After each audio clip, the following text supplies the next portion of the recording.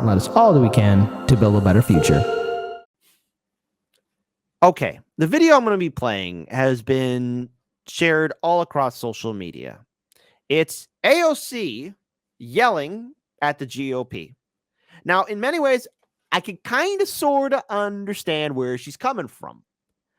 But at the same time, too, I have to take 2 steps back and say, okay, AOC, where was this passion, this fire, this fury in 2018, in 2019, in 2020, calling out your own party? Because it's easy to yell at Republican lawmakers. This is why I'm always hesitant to do any stories about Republican lawmakers, because it's low-hanging fruit. I know what to expect. Republican lawmakers, like Democratic lawmakers, are scumbags. They're liars. They're frauds. They don't believe in family values or freedom or God or anything like this. Remember this. When it comes down to politicians, and I don't care how you vote, just remember this. You use these words from old Kit Kat. When you look at these politicians in Washington, D.C., they're not people. They're not people. Don't treat them like people, because they're not people. They're less than dirt, okay? These people are professional liars. They're missed their calling to being actors and actresses, all right? I feel like every time you say that, I'm like, as an actor, I'm like, that's like, come on. Can we not? Well, can we not just like throw all actors and actresses under the bus and put them in the same pocket as politicians? Fair enough. Okay, these are people who tried and failed miserably to be actors. How does that sound? I think they're just liars. Okay, professional liars. They're professional liars. All they care about is money, like lining the insides of their own pockets. Fair enough. That's all they care about. Fair enough. Okay. I will no longer use that analogy. However, AOC decided to do this big grandstanding act. And again, when she did say her life was threatened, she's talking about that Republican lawmaker whose team did this completely cheesy, over the top anime clip of him being one of the characters from Attack on Titan and taking out the Titans that were AOC and all the Democratic socialists and progressives, which I'd say, number one, that's completely lame, because it's like, it's like a kid drawing on a piece of paper with him being all muscular saying, me, this is how cool I am, which is so stupid. You were not being threatened, AOC. There were many better ways to handle that reaction to that very stupid clip that Republican lawmaker did. But here's a video where AOC is making this grandstanding speech against the House Republicans, which I have to say, okay, all of this sounds good. All of it sounds great on paper in theory, but it's not good enough for me. And I'm tired of seeing the act. I'm tired of it. Thank you. Now, as a fellow New Yorker, I think one of the things that we should talk about here is also one of the disgusting legacies after 9/11 has been the targeting and racism against Muslim Americans throughout the United States of America. And this is an extension of that legacy. Consistency, there is nothing consistent with the Republican Party's continued attack except for the racism and incitement of violence against women of color in this body. I had a member of the Republican caucus threaten my life, and you all and the Republican caucus rewarded him with one of the most prestigious committee assignments in this Congress. Don't tell me this is about consistency. Don't tell me that this is about a condemnation of anti-Semitic remarks when you have a member of the Republican caucus who has talked about Jewish space lasers and an entire amount of tropes, and also elevated her to some of the highest committee assignments in this body. This is about targeting women of color in the United States of America. Don't tell me, because I didn't get a single apology. Time is expired. I was threatened. Thank you. Okay. All right. Very, very, very passionate, but which I have to say, AOC, the Democrats also helped pass a lot of anti-laws or anti-Muslim laws, especially under the Bush administration, continuing on under the Obama administration. The Democrats have continued to put the kids in cages still. I mean, it's so easy to go after Republican lawmakers, and the Republican lawmaker that made that video, or his team made it, was Representative Paul Gosner. And let's be clear. First of all, if you remember during that force to vote that the GOP was doing, he was talking to her too. Like they were talking. And AOC is coming up with this thing where she felt like her life was threatened. Okay, fine. Give you that little salt there. But it was a stupid, dumb attack ad. But the Democrats are doing far more damage to the progressives, the progressive movement, Democrat socialists than the GOP is. I know what to expect from Republican lawmakers. Before we bring up these two articles to talk about, because again, it's the Democrats that are screwing over AOC and the squad. Lauren, I want to get your thoughts. Well, see, this is why I stopped you from saying they missed their calling to become actors and actresses. She was so bouncy. I wanted to pay more attention to what she was saying. I'm glad I'd seen the video before, so that way I knew what she was talking about. Because like this time I was just like, I was so distracted by, you know, her hands going back and forth and her bouncing up and down. And I'm like, it seems like it did kind of feel like she just like prepped for that little speech by watching a couple of watching To Kill a Mockingbird or something, and like, or anything where like the lawyer comes out and makes a big grand speech. But like, and she's, again, a lot of the stuff that she said, I was like, you know what? I agree with that. Like, there is a lot of hypocrisy when it comes to like who is promoted, who's not. Like the Republicans pretending that they care that Ilhan Omar said some things that could have been construed as anti-Semitic when they have Marjorie Taylor Greene on various like committees. It's like, no. So like calling out the hypocrisy, like pretending that Republican lawmakers give any kind of crap about anti-Semitism when they clearly don't. I do think she's probably, probably on to something when she's saying that it is just an attack on Ilhan Omar because of who she is. Like that also makes sense. But again, I'm just like, I don't know, like she's just so, like, you can be incensed about something and still make it a little bit more like, stop. Why are you shouting right now? First of all, I mean, you're upset. Like that's accessible. Like I get you're upset, but like when you are that like this all over the place, like that doesn't bring in anybody else to your cause. That just makes you look jerking. Like you're just jerking around. It doesn't look real anymore. We've seen all of that. The way I would describe AOC's movement and how she was acting, it was almost like she was at church. Yeah, I was getting like Baptist preacher vibes. Yeah, and it just and it seems, but like so hellfire vibes, not like the fun kind. Yeah, and it was so inconsistent, and I'm just wondering, like, okay, AOC, like this is your game now. Everyone's already mocking her on social media. And here's the thing, I understood where she was coming from, but at the same time, I have to stop myself and realize, okay, AOC, when the Democrats have been in majority, when the Democrats had control of the Senate House, even before she got into power, right. and even when she finally first got elected into office in 2018, what have the Democrats delivered on except platitudes and word salad?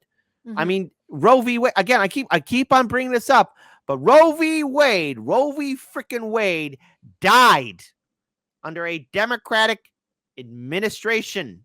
Well, and she kept talking too about like consistency and like how the Republicans just all hate Muslim people. It's like, but what, again, like you were saying, like what have the Democrats done to try and roll back any of that hatred towards Islamic people? Like there's nothing. There has been nothing that the Democrats have done that have at any way, shape, or form tried to rectify any of that. They were just as on board with the Patriot Act and like all of those other things that like they're just as on board with,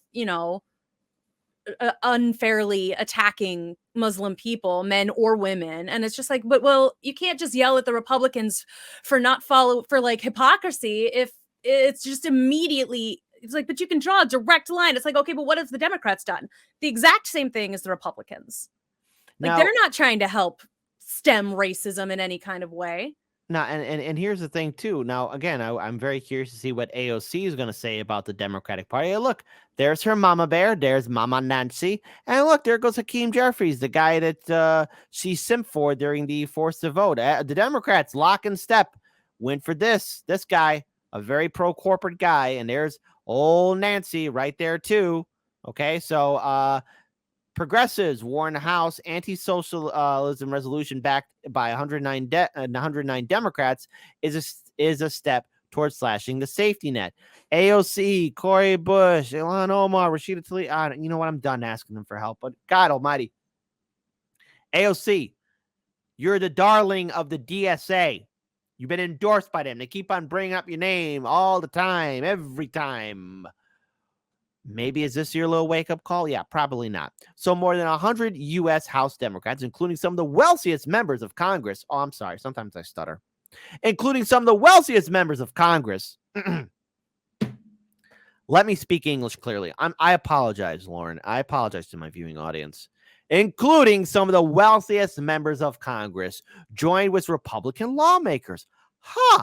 On Thursday, in passing a resolution denouncing the horrors of socialism, a largely symbolic gesture that opponents warned is nonetheless a step towards slashing Social Security, Medicare, and other safety net programs. Don't worry, they're going to get cut, folks. Okay, we got to get that. We got to get that military-industrial complex going. They're going to get cut. So if you're against the squad, don't worry. All those programs are going to get cut. Social Security going to get cut. Medicare going to get cuts. Other social safety net programs cut. So House Current Resolution 9, which announces socialism in all its forms, opposes the implementation of socialist policies in the United States, was introduced by Representative Maria Elvira Salazar, Republican from Florida, the staunchly anti-communist daughter of Cuban exiles who once interviewed then Cuban President Fidel Castro for Telemundo. I think again, they always mesh communism and socialism with the same freaking brush. They're not the same system of government. Yes, they are different things. And everyone is like, oh, socialism. It's not the same thing as communism. It's just not at all. There's socialism, Marxism, communism, Leninism, democratic socialism. You know, I'm all for the isms. All the isms there. So don't worry, Lauren. Fox News is gonna have a field day with this because it's their time to shine because they get to talk about communism and socialism. They're like, all right, the House is doing the right thing. I think it's the best resolution that has ever been presented before the United States Congress. The best one ever?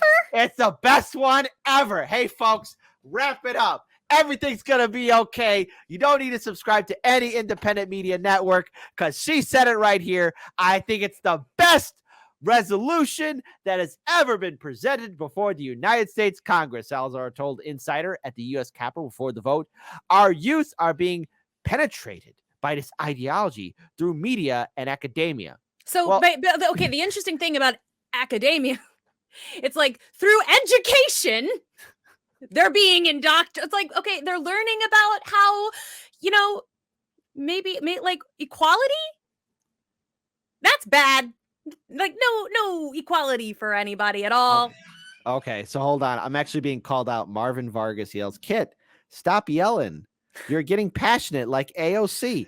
We haven't jumped around and done this yet though. Hold on. Oh wait. Here's my AOC impression. Guys, it's all over. It's really great. Wrap it up because I gotta tell you, it's so great. You won't even know about the macro and the micro, the micro and the macro. Uma meet Oprah, Oprah meet Uma. This House Resolution 9 is gonna denounce socialism. It's the best. Look at my hands. Look. It's the best. So you mentioned Oprah, and now I'm just thinking about you get a car, and I'm like, are we gonna arrest Oprah for being a communist? Actually, you know what? Interesting thing about all those cars thing, like people couldn't keep them because no one can keep them. They're too expensive for anybody because wait, what? They're too expensive for the average layman because we gatekeep success. Wait. Yeah, it's true. So the measure, which followed the vote to oust Representative Ilhan Omar from the House Foreign Affairs Committee, with 14 lawmakers voting present and 6 members not voting, 109 Democrats, many of them members of the corporate-friendly New Democrat Coalition. Wait a minute. Hold on. Get out of here. Because Crystal and Jordan and Fat Tony, Jank, and Kyle and everyone else, and majority report TYT are all saying, no, the Democrats, we got to vote Democrat. Corporate-friendly New Democratic Coalition. There's no reforming this party. Just as Democrats are revolution and brand new Congress, you are failures. You are failures. Joined with every Republican lawmaker. Oh, I'm sorry. Let me repeat that again. Joined with every Republican lawmaker in voting to approve the resolution. Prominent Democrats who voted yes included House Minority Leader Hakeem Jeffries, former Speaker of the House Nancy Pelosi, House Assistant Democratic Leader Jim Clyburn, and all who played prominent roles in defeating Senator Bernie Sanders' presidential campaigns. Bernie, you just keep on taking it in the wazoo. Take your pants off so they could stick it in deeper, which were based on popular Democratic Socialist policies and principles. Again, folks, many Democrats voting for the resolution also rank among the wealthiest members of Congress, including Pelosi. Yeah, her and her fantastic husband doing all that insider trading, whose 2018 net worth was over $114 million, according to Open Secrets. Susan Delbene, Washington, $79 million. Dean Phillips, $64 million. Scott Peters, $60 million. Ro Khanna, I'm disappointed. Ro, only $45 million. Only 45? Again, and by the way, this is the same Ro Khanna who claims to be a progressive. Listen. Ro Khanna is not a progressive, folks, okay? And it's getting embarrassing seeing these Democrats constantly showing us who they really are. I mean, let's face it, there's no reforming them. Again, there's a tweet here. The GOP called Social Security, Medicare, and Affordable Care Act, and even free public school socialism to scare people. Today's House Republicans wasted our time by debating a sham resolution in an attempt to justify cuts to programs that million Americans have paid into and earned. What I want to say to all of you watching, don't worry, everything's going to be fine. Social Security, Medicare, the Affordable Care Act, free public schools, all these things, they're going to get cut anyway. So relax, take it easy. No one's going to fight for them. Well, no, not anymore. Like, not since Mr. Frickin' Rogers died. Like, they've been doing this, and they've been trying to do things like this for actual decades. When PBS was in trouble, they were going to cut the funding to public access television because they didn't think that it was worth anything. Fred frickin' Rogers went before Congress, and he made again, a little impassioned for him. It was quiet. It's one of the most beautiful videos I've ever freaking seen. He made an amazing defense of the benefits of public access television to children. That is a free service that helped to educate and promote caring and helpfulness and love. And he made a good enough defense to convince Congress to continue funding public access television and to, in fact, even increase the amount of money that it was going to get.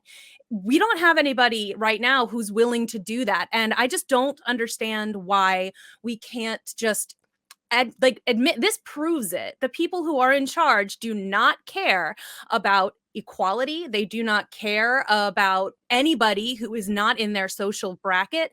They don't care. Look, I don't think that there are certain things that I think are rights, the right to education, the right to be healthy.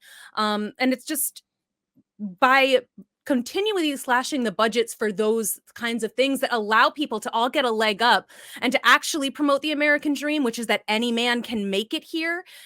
But they can't. Everyone starts in such different scenarios. We're screwed.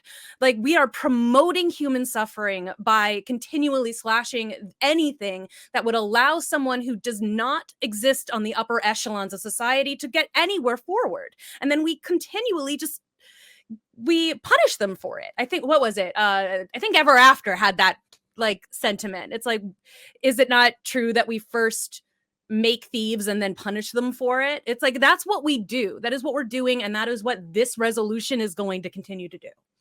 I have to agree with that. And I want to pull up this here as well. And again, folks, will AOC make another passionate speech about this?